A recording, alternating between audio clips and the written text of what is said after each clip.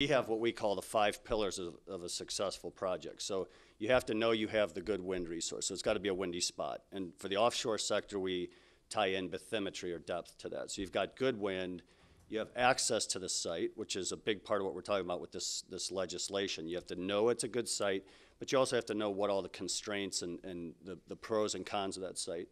You have to have tie-in to transmission. That is massively important, and that's why that question is very, very important. So tie into the grid, the transmission component. You have to be able to get your permits, so that ties somewhat to access and again to the legislation. And then you have to have a buyer at the end of the day that'll buy that power, and that's a policy issue quite often. So with transmission, you know, the reason why we're not going to, as a nation, get most of our wind energy from the Dakotas, again, is that transmission component. In fact, offshore wind it becomes economically viable for a couple of reasons.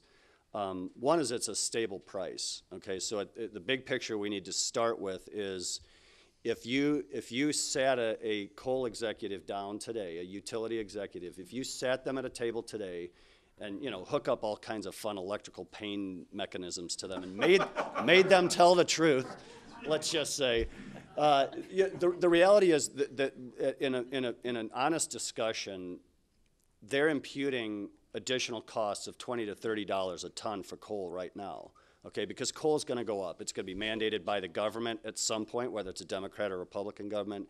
It's going to be increased because we can't keep blowing the tops off of mountains and call it an economic. I mean, when we do the economic analysis of that, we're going to find out that is expensive. And ultimately, we are starting to sell coal to the Chinese, and there's all these other competing interests. Sooner or later, we're going to put environmental costs on that. Coal is going up. So what those executives would not do is they would not willingly write a 25-year contract for coal at today's prices with an inflation adjustment. They wouldn't do it. Renewables do that. You know, we'll write a contract today, an agreed upon price today with an adjustment inflation. 25 years later, you know what the price of your energy is. Stable, secure pricing, okay? So that's a major component. The wind blows better on the water in general. You don't have disturbance from land features, buildings, forests. That cleaner wind lowers your maintenance costs in general. Now, some of those maintenance costs are higher because you have to get in boats and go out there to do the maintenance, but ultimately, when you have good people and they're trained, that cost stabilizes. So your maintenance costs should start to come down a little bit. And then you're going to capture stronger winds with bigger equipment. So again, rule of thumb, but a rule of thumb is, you know, the land-based turbines are typically in the 1.5 to 2 megawatts.